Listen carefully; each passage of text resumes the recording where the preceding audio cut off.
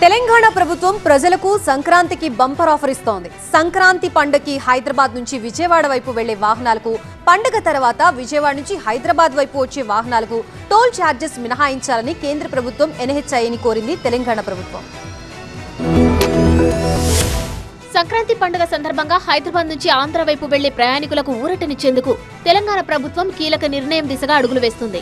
పండుగ సమయంలో అత్యంత రద్దీగా ఉండే హైదరాబాద్ విజయవాడ జాతీయ రహదారిపై 3-4 రోజుల పాటు టోల్ వసూళ్లను నిలిపివేయాలని రాష్ట్ర రోడ్లు భవనాల శాఖ మంత్రి కోమటిరెడ్డి వెంకటరెడ్డి యోచిస్తున్నారు.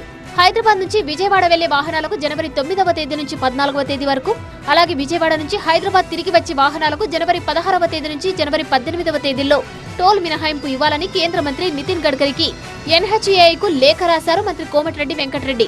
మాకు టోల్ గేట్లు ఈసారి ఆ వారం రోజులు ఎగ్జామ్షన్ చేసుకుంటూ టోల్ వసూలు చేయకుండా ఆ గేట్లు తెరిచిపెట్టినట్టయితే ట్రాఫిక్ జామ్స్ ఉండవు. గడ్కరీ గారు కూడా దాన్ని మాఫీ చేస్తారని, ఒకవేళ వాళ్ళు పూర్తిగా రద్దు చేయకుండా నామినల్గా డైలీ 1 కోటి 2 కోట్లు అయినా సరే ఆ వారం రోజులకు మా రాష్ట్ర ప్రభుత్వం R&B శాఖ ద్వారా కట్టే ఏర్పాటు చేపిస్తాం.